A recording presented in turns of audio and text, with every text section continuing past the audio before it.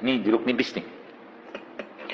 Jeruk nipis ini, ibu sekalian, satu jeruk nipis kayak begini aja, efeknya tuh banyaknya luar biasa. Apalagi jeruk ini Anda tambahkan dengan madu, Anda tambahkan dengan garam.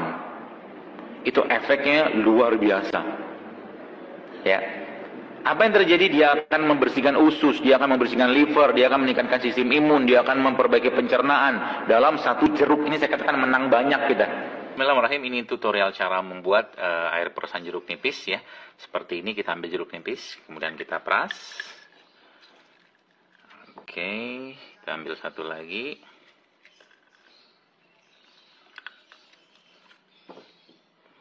Dan satu potongan lagi dari jeruk nipis. Oke, cukup 3, atau kalau Anda mau tambahkan juga nggak apa-apa nih, kebetulan masih ada 1.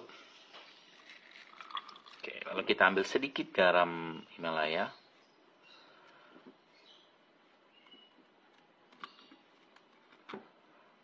Lalu kita masukkan madu, kurang lebih ya 2 sendok lah ya.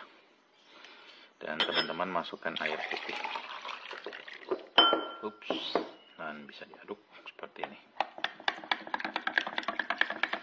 Jika kurang manis, teman-teman bisa tambahkan lagi seperti ini. Sudah jadi.